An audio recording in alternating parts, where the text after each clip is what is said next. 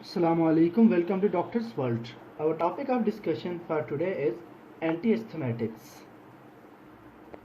First, we will classify these antihistaminics and we will briefly discuss about each and every class.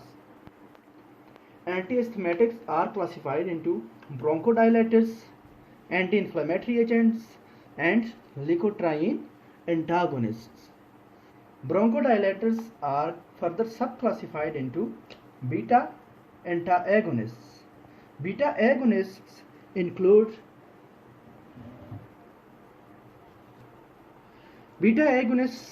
short-acting salbutamol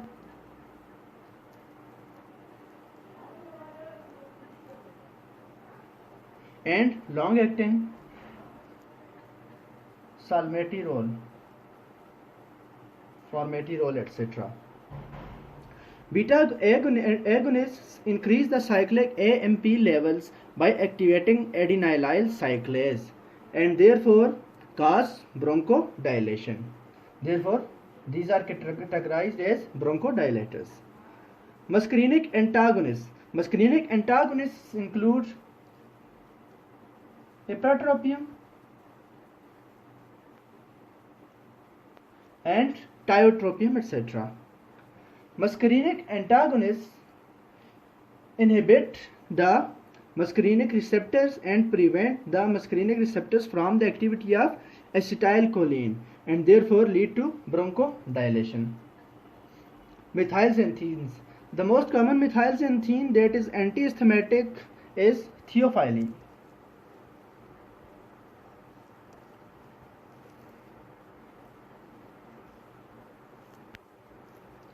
Theophylline inhibits the phosphodiesterase. When phosphodiesterase is inhibited, then the levels of cyclic AMP are increased and this leads to bronchodilation. So these are also bronchodilators. Now we will come to the next class, that is anti-inflammatory. Anti-inflammatory antihistaminics are subclassified into release inhibitors, that are nidoquinone and cromolyn, etc. These drugs stabilize the sensitized mast cells and therefore release of the inflammatory substances is inhibited.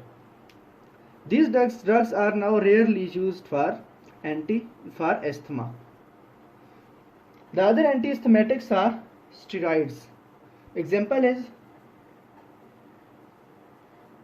hydrocortisone.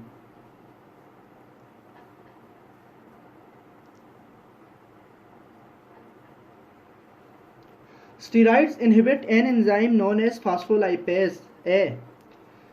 Phospholipase A converts the arachidonic acid into, that is,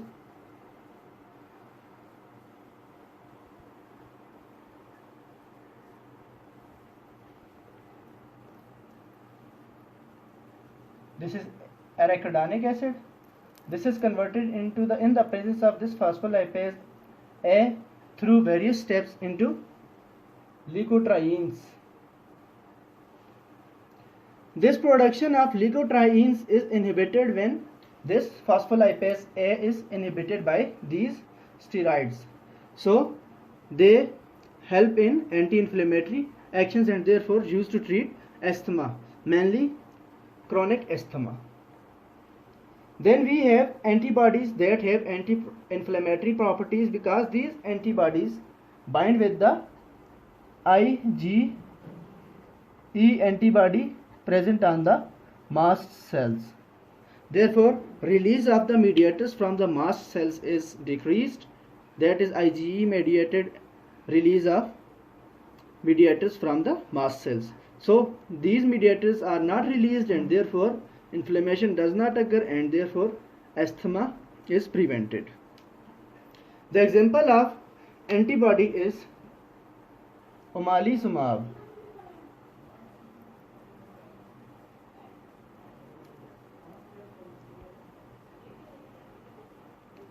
Now we will come to next class, that is leukotriene antagonists. Leukotriene antagonists are classified into lipoxygenase inhibitors and leukotriene receptor inhibitors. Lipoxygenase inhibitors include xylotan,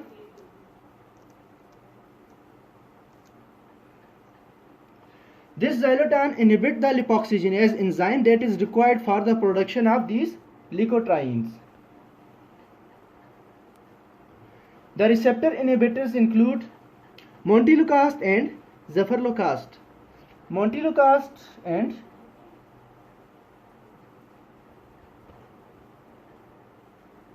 zeferlokast. These drugs inhibit the leukotriene receptors and therefore prevent the inflammatory reactions, and therefore asthma is prevented. This class of drug mainly is mostly used to treat allergic asthma, and these drugs have minimal side effects. This is all about the anti-asthmatics. This is a